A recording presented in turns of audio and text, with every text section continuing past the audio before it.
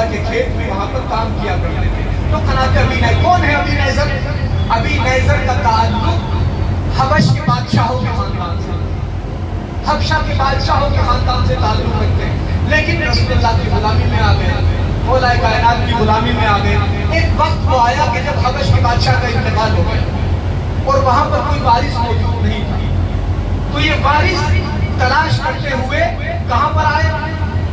ابی نیزر کے پاس آئے کہ ہمارا قانون یہ ہے کہ آپ ہی کے خاندان کے افراد اس صلوات پڑھ لیجیے محمد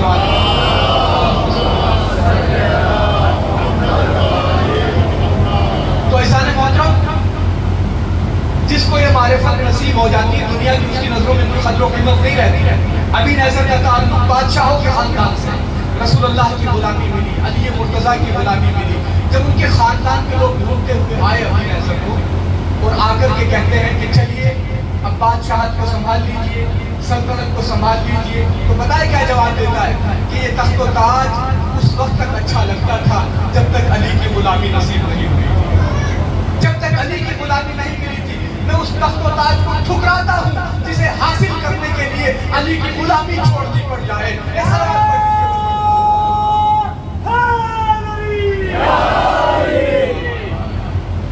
تو دیکھا جب یہ معرفت کسی کے پاس آ جاتی ہے تو پھر دنیا کی چیزوں کی قدر و قیمت نہیں رہ جاتی ہے. عزیزان محترم یہ معرفت کا ایک اثر آپ نے ملاحظہ کیا.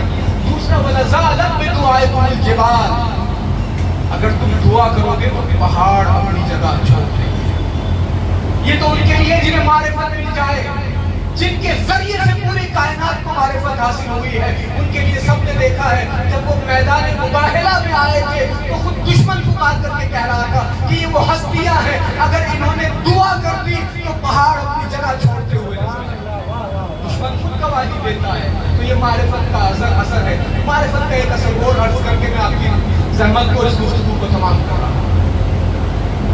حدیث بھی بلکہ قرآن کریم میں موجود ہے انما یخشی اللہ من عبادہ العلماء، اللہ سے صرف اور صرف اس کے وہی بندے ڈرتے ہیں جو صاحبان علم، یعنی جو صاحبان معرفت ہوتے ہیں. خوف خدا اگر کسی میں پایا جاتا ہے تو بس ان افراد میں پایا جاتا ہے جو صاحبان علم ہوتے ہیں، جو صاحبان معرفت ہوتے ہیں. جو انسان جاہل ہوتا ہے، معرفت سے دور ہوتا ہے، اس کے یہاں آپ کو خوف خدا نظر نہیں آئے. اللہ کا خوف صرف اسی دل میں ہوتا ہے جس میں علم و معرفت کا چراغ ہوتا ہے، وہی خوف خدا بھی ہوتا ہے. تو ایک اہم درس اور پیغام ہمارے لیے یہی ہے کہ ہم ان مجلسوں کے ذریعے سے اپنی معرفت میں اضافہ کریں تاکہ ہمارے اندر بھی خوف خدا پیدا ہو جائے. کیوں؟ اس لیے کہ سب سے اصل چیز معرفت ہے. میں عام طور پر اس بات کو اپنی مجلسوں میں کہتا ہوں، مومنین ہم علماء سے، پیش نماز حضرات سے بار بار کہتے ہیں وہ صاحب اس موضوع کے اوپر پڑھیے گا، اس حوالے سے روشنی ڈالیے گا، اس موضوع پر سمجھائیے گا. میں کہوں گا عزیزان محترم تمام چیزیں شاخیں ہیں، اصل اور جڑ اگر کوئی چیز ہے تو وہ معرفت ہے. اگر معرفت آ جائے تو ٹوکنے کی ضرورت ہی نہیں رہ جاتی، سمجھانے کی ضرورت ہی نہیں رہ جاتی ہے، نصیحت کرنے کی ضرورت نہیں رہ جاتی. تاریخ میں اتنی مثالیں موجود ہیں، وہ لوگ جو صاحبان معرفت ہیں، جو رسول اللہ کے سچے سپاہی ہیں، جو مولا کائنات کے سچے اصحاب ہیں، جو امام حسین کے ساتھی ہیں سچے. کبھی آپ نے سنا کسی تاریخ میں کسی مولانا کی زبان سے کہ رسول سرکار رسالت میں آپ نے جناب سلمان سے کہا سلمان نماز وقت پر پڑھا کرو؟ کسی دوسرے خاص صحابی سے کہا فلاں نیکی انجام دیا کرو، اس برائی سے خود کو دور رکھا کرو؟ کیوں ٹوکنے کی ضرورت پیش نہیں آ رہی؟ کیوں سمجھانے کی ضرورت پیش نہیں آ رہی؟ کیونکہ انہوں نے اپنے اندر معرفت کو پیدا کیا. جہاں معرفت پیدا ہو جاتی ہے وہاں ٹوکنے کی ضرورت پیش نہیں آ رہی. مگر نہ آپ کوشش کرتے رہیے، آج نماز کی طرف لے آئیے، کل کسی دوسری برائی کی طرف چلا جائے گا، وہ برائی چھپائیں گے پھر دوسری برائی کی طرف چلا جائے گا. اصل جو ہمیں کوشش کرنی ہے، اصل جو ہمیں محنت کرنی ہے وہ معرفت کے اوپر کرنی ہے. جیسے جیسے معرفت پیدا ہوتی چلی جائے گی ویسے ہی ہمارا کردار سنورتا چلا جائے گا. میں صلوات پڑھ لیجیے محمد.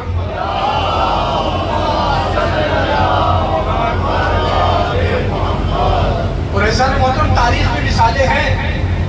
میرے بھائی یہاں پر بیٹھے ہوئے ہیں، ابھی چند روز پہلے یہ مثال میں نے ایک مجلس میں بیان کی تھی. کربلا کے اندر کربلا کا ذکر ہو رہا ہے. کربلا میں بچی کا تذکرہ ملتا ہے، 11 سال کی بچی یا 10 سال کی عمر بتائی جا رہی ہے۔ شام غریبہ کے وقت جب اسباب کو لوٹا گیا اور فوج عادہ نے خیام کے اوپر حملہ کیا، اس وقت ایک شقی خیمہ نیزہ لے کر کے اس 10 سال کی بچی کے پیچھے دوڑتا ہے تاکہ اس کی رضا کو چھین سکے۔ آپ ملاحظہ کیجئے گا معرفت کی منزل کو، تاکہ اس کی رضا کو چھین سکے۔ شقی نے نیزے سے حملہ کیا، نیزے کی یعنی اس بچی کی پشت میں چبھتی ہے، ضرب اتنی شدید تھی کہ بچی زمین پہ گر کر کے بے ہوش ہو گئی، زمین کربلا پر گر جاتی ہے۔ جب اس بچی کو ہوش آتا ہے تو یہ اپنا سر اپنی پھوپھی جناب زینب کی آغوش میں باندھتی ہے۔ یہ بچی کون ہے؟ جس کا باپ بھی شہید ہو چکا ہے، جس کے چچا بھی شہید ہو چکے ہیں، جس کے عزیز و اقارب بھی شہید ہو چکے ہیں، جس کے اپنے تمام دنیا سے جا چکے ہیں۔ اتنے زیادہ مسائل، اتنے آلام، اتنی مصیبتیں کہ ہم تصور بھی نہیں کر سکتے ہیں۔ اس مصیبت کی گھڑی میں جب اس بچے کو ہوش آتا ہے، آپ جانتے ہیں سب سے پہلا سوال کیا کرتی ہے؟ اپنی پھوپھی سے کہتی ہے اس مصیبت کے عالم میں، یہ نہیں پوچھتی میرا بابا کہاں ہے، میرے چچا کہاں ہے، میرا فلاں عزیز کہاں ہے، خیموں کا کیا ہوا، ہمارے اسباب و منال کا کیا ہوا، کچھ نہیں۔ ایک سوال سب سے پہلے پوچھتی ہے کہ پھوپھی اماں، کیا مجھے چادر کا کوئی ٹکڑا مل سکتا ہے جس سے میں اپنے سر کو چھپا سکتا ہوں؟ کہاں سے آتی ہے یہ معرفت؟ یہ اہل بیت کے گھر کے پلے بچے ہیں، ان کی معرفت بہت بلند ہے، لیکن ہمارے لیے درس ہے۔ اتنے مسائل کے عالم میں بچی کو اگر پرواہ ہے تو کس چیز کی پرواہ ہے؟ اپنے پردے کی پرواہ ہے، اپنے حجاب کی پرواہ ہے۔ تو کیا یہ ہمارے لیے درس نہیں ہے؟ جب مصائب ہماری زندگیوں میں آتے ہیں تو ہم آسانی سے دین کو فراموش کرتے ہیں، ہم دین سے غفلت برتتے ہیں، ہمیں اپنی دینی ذمہ داریوں کا خیال نہیں رہتا ہے۔ کربلا ہمیں یہی درس دیتی ہے کہ اپنی معرفت میں اضافہ کرو، اپنی دینی ذمہ داریوں کو سمجھو، اپنے اندر خوف خدا پیدا کرو۔ آج محرم کی 8 تاریخ ہے عزیزان محترم۔ کربلا کے میدان میں اگر کوئی شخصیت جسے معرفت کا مثالی نمونہ قرار دیا جا سکتا ہے تو وہ سرکار ابوالفضل عباس کی ذات ہے، کیونکہ معرفت کا ایک نتیجہ اطاعت ہے۔ جس کے اندر معرفت ہوتی ہے وہی اطاعت کرتا ہے، وہی پیروی کرتا ہے۔ اور جناب عباس معرفت کی کس منزل کے اوپر ہے؟ ہمیشہ اطاعت معصوم کے لیے تیار، شجاع، بہادر، طاقتور، کوئی مقابلہ نہیں کر سکتا ہے بہادری میں جناب عباس کا۔ لیکن جب تک حکم امام نہیں ہے، اذن امام نہیں ہے، آپ تلوار نہیں اٹھاتے۔ تو جناب عباس ہمارے لیے مثال ہے کہ معرفت کے ساتھ اطاعت بھی ہونی چاہیے۔ محرم کی 8 تاریخ ہے عزیزان محترم، خیام حسینی میں 7 تاریخ کو پانی بند ہوا اور 8 تاریخ سے بچے پیاسے ہیں۔ آج کے دن سے آپ جب بھی پانی پیے تو یہ تصور کر کے پانی پیے کہ کربلا والے پیاسے ہیں، کربلا میں بچے پیاسے ہیں۔ جناب عباس کے لیے کہا جاتا ہے کہ انہوں نے جنگ نہیں کی۔ میں عرض کروں گا کہ ہاں، جس طرح سے دوسرے اصحاب حسینی کو جنگ کرنے کا موقع ملا ہے اس طرح سے جناب عباس نے جنگ نہیں کی، لیکن ایسا بھی نہیں ہے کہ بالکل جنگ بھی نہ کی ہو۔ خیام کی ایک طرف خندق کھودی گئی تھی، اس میں آگ جلائی گئی تھی تاکہ دشمن کی فوج نہ آ سکے، دوسری طرف سے کھلا ہوا تھا، جس طرف سے کھلا تھا اس طرف سے بار بار دشمن کی فوج حملے کر رہی تھی۔ کون تھا جو اس فوج کو پیچھے ہٹا رہا تھا؟ کون تھا جو اس فوج کو دھکیل رہا تھا؟ جناب ابوالفضل عباس۔ جب بھی دشمن کی فوج کو کوئی ٹکڑا خیام حسینی کی طرف بڑھتا تھا، یہ سرکار باوفا حضرت ابوالفضل عباس تھے جو بڑھ کر کے اس فوج کو پیچھے دھکیل دیا کرتے تھے۔ اسی اثنا میں ایک مرتبہ زہیر نے جناب عباس کو روکا اور کہتے ہیں کہ عباس، آپ کے بابا کے حوالے سے کوئی بات کہنا ہے۔ جناب عباس کہتے ہیں کہ تم دیکھ نہیں رہے ہو حالات کیسے ہیں، دشمن کی فوج بار بار حملہ آور ہو رہی ہو، لیکن تم نے بابا کا ذکر کیا اس لیے میں سن لیتا ہوں، بتائیے کیا کہنا چاہتے ہیں؟ زہیر کہتے ہیں عباس، تمہیں معلوم ہے کہ تمہارے بابا نے تمہاری ماں سے شادی کیوں کی تھی؟ جانتے ہو؟ تمہارے بابا کی آرزو یہ تھی کہ ایک بہادر بیٹا پیدا ہو جو کربلا جیسے حالات میں حسین کا ساتھ دے جائے. جناب عباس کہتے ہیں مرتبہ روایت کی فکر ہے جناب عباس نے انگڑائی زرہ کی کڑیاں ٹوٹ گئی, ایک ٹھوکر ماری رکعت ٹوٹ گئی, اور آپ کہتے ہیں کہ یا زہیر اتشجعنی, کیا تم مجھے جوش دلانا چاہتے ہو؟ ارے ذرا وہ وقت آنے کو دو, پھر تمہیں وہ منظر دکھاؤں گا جو تم نے آج تک نہیں دیکھا ہے. اور زہیر کہتے ہیں کہ جب عباس فوج اعداء پر حملہ کر رہے تھے, ان کی فوجوں کو پیچھے دھکیل رہے تھے, تو میں نے دیکھا عباس کی جب شمشیر آتشی چل رہی تھی تو ایسا لگ رہا تھا نیزات کے اوپر چل رہی ہے اور سر آسمان میں اچھلتے ہوئے نظر آ رہے ہیں. جب آپ فوجوں کو دھکیل رہے تھے, اسی اثنا میں تاریخ میں علماء بیان کرتے ہیں ایک مشہور نیزے باز تھا جس کا نام مارک بیان کیا جاتا ہے. جب اس سے جناب عباس کا سامنا ہوا تو جناب عباس فرماتے ہیں کہ اے مالک, آج میں تجھے تیرے ہی نیزے سے ماروں گا, آج میں تجھے تیرے ہی نیزے سے ماروں گا. اور جب مالک نے حملہ کیا, جناب عباس نے نیزے کو پکڑا, اس کے نیزے کو چھینا اور چھین کر اس کے نیزے سے اسی کو مارا. تو ایسا نہیں ہے جناب عباس نے بالکل جنگ نہیں کی. ہاں, جس طرح سے باقی اصحاب حسینی تن بدن لڑنے کے لیے میدان کربلا میں گئے ہیں, اس طرح سے جناب عباس کو موقع نہیں مل سکا. جب سب اصحاب حسینی جا چکے, دل کے ٹکڑے شہید ہو گئے, جگر کے ٹکڑے بھی الوداع کہہ چکے, جناب عباس آتے ہیں امام حسین کی بارگاہ, آ کر کے کہتے ہیں کہ مولا اب اس غلام کو بھی اجازت دے دیجیے. مولا فرماتے ہیں کہ بھائی تم تو میرے لشکر کے علمدار ہو. جناب عباس کہتے ہیں آقا وہ لشکر ہی اب کہاں باقی رہا جس کا میں علمدار تھا, جو تم علمدار. ہو رہی ہے اسی اثنا میں خیمے سے ایک آواز آتی ہے, العطش العطش, مشکل آسان تو گئی. مولا فرماتے ہیں کہ بھئی عباس بچوں کے لیے پانی کا انتظام کر دو. جناب عباس اس خیمے میں آتے ہیں جہاں پانی کی مشکیں رکھی ہوئی ہیں. آ کر کے کیا منظر دیکھتے ہیں کہ بچے, چھوٹے چھوٹے بچے مشکیزوں کو اپنے سینے سے لگائے زمین کربلا پر لیٹے ہوئے ہیں. اللہ اکبر. جناب عباس کہتے ہیں کہ بچوں لاؤ مشکیزاں مجھے دو, میں پانی لینے کے لیے جا رہا ہوں. جناب سکینہ نے مشق جناب عباس کے حوالے کی. جناب سکینہ بچوں سے کہتی ہے کہ اے بچوں گھبراؤ نہیں, میرا چچا بڑی جلدی پانی لے کر کے آنے والا ہے, اجرکم اللہ. جناب عباس نے علم لیا, جناب مشکیزے کو سنبھالا, دریا پر حملہ کیا. 4000 سے 7000 تک کی روایت بیان کی جاتی ہے جو دریا کے اوپر پہرا لگایا گیا تھا. جناب عباس سارے پہرے کو توڑتے ہوئے دریا پر پہنچتے ہیں, گھوڑے کو ترائی میں اتارتے ہیں, مشکیزے کو بھرتے ہیں. ایک چلو پانی اپنے ہاتھ میں اٹھایا, لیکن سکینہ کی پیاس یاد آ گئی, امام حسین کی پیاس یاد آ گئی, اطفال حسینی کی پیاس کا خیال آ گیا. باوفا عباس نے پانی کو دریا کے اوپر واپس ڈال دیا. اجرکم اللہ. مشکیزے کو لیا, نکلنا چاہتے ہیں, بھاگی ہوئی فوجیں سمٹ چکی ہیں. جناب عباس نے راستے کو بدلا, جان بوجھ کر نخلستان یعنی کھجوروں کے باغ سے گزر رہے ہیں تاکہ کوئی تیر آ کر کے مشکیزے پر نہ لگ جائے. کھجوروں کے پیڑوں کے نیچے سے گزرتے ہوئے آگے بڑھ رہے ہیں. ایک شقی ایک کھجور کے پیڑ کی واٹ لیے کھڑا تھا, اس کی اور سے اس نے حملہ کیا.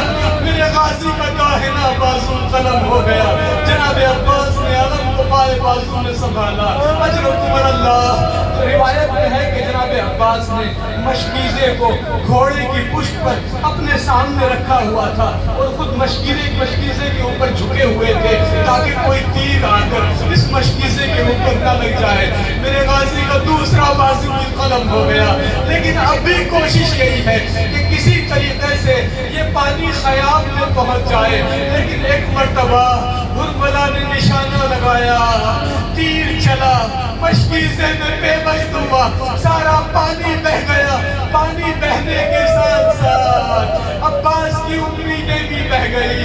ایک مرتبہ ابوالفضل عباس نے پیر کے اشارے سے گھوڑے کے رخ کو موڑا کہ اب جب پانی ہی باقی نہیں رہا تو دریا میں جانے کا کیا فائدہ ہے؟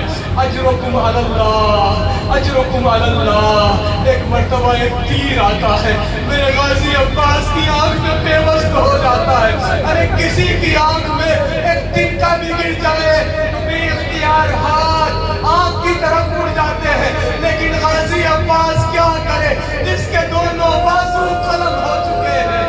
مقتل کے جملے ہیں، جناب عباس نے تیر کو نکالنے کے لیے اپنے سر کو جھکایا تاکہ گھٹنوں میں دبا کر تیر کو نکال سکے۔ اسی اثنا میں ایک شقیر نے گرز سے جناب عباس کے سر پر وار کیا۔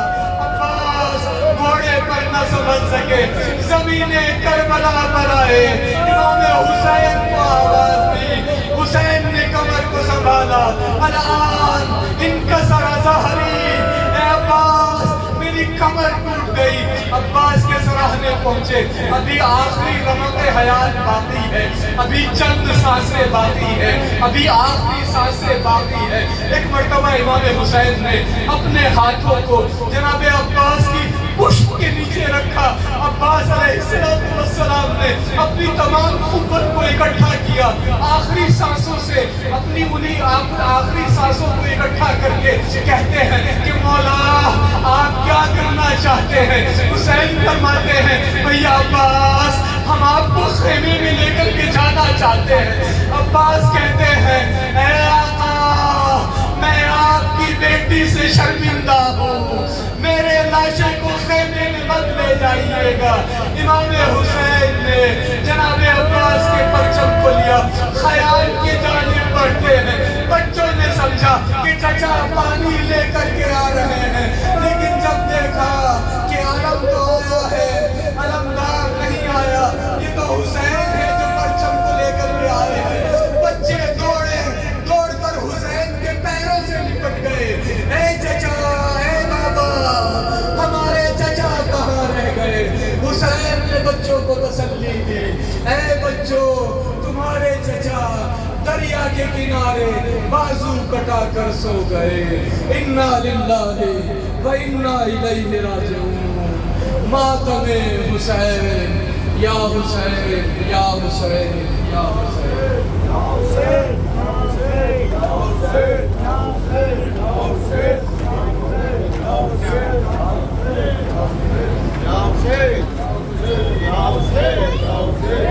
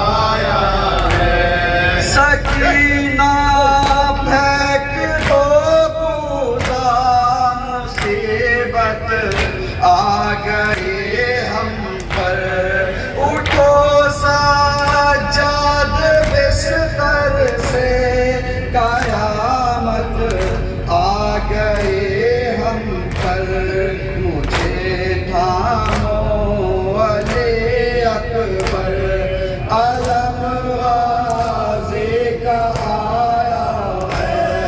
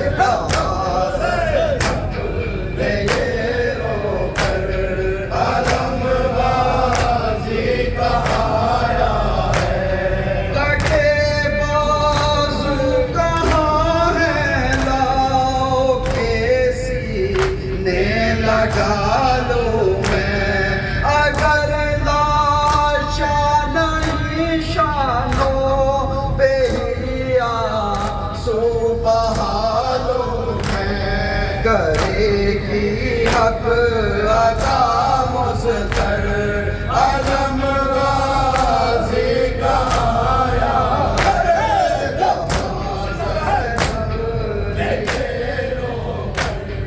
علم غازی کا آیا ہے۔ اٹھو اے بیبیوں دریا سے غازی کو منا لائے، سکینہ ساتھ میں آؤ کہ اموں کو بلا لائے، خفا ہے دل برے حیدر علم غازی کا آیا ہے،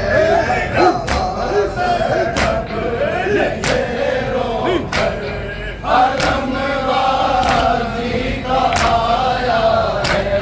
اٹھو اے بیبیوں دریا سے غازی کو منا لائے، سکینہ ساتھ میں آؤ کہ اموں کو بلا لائے، خفا ہے دل برے حیدر علم غازی کا آیا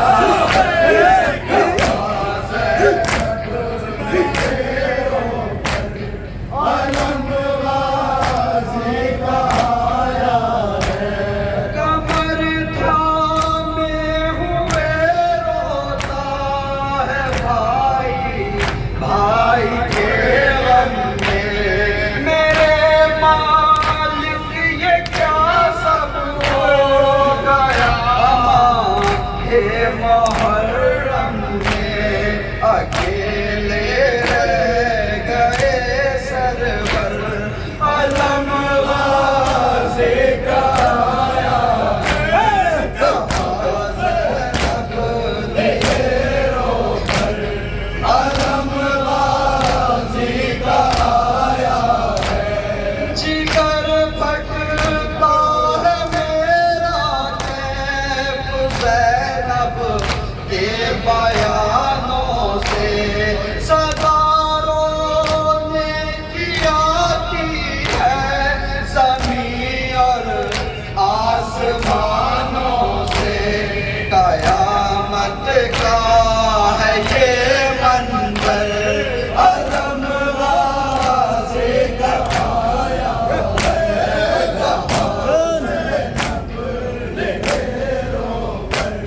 علم غازی کا آیا ہے۔ اور میں گزارش گزار ہوں مہمان انجمن سے اور ان کے نوح خان سے کہ وہ مائک پہ آئیں اور شہزادی کو ان کو ساتھ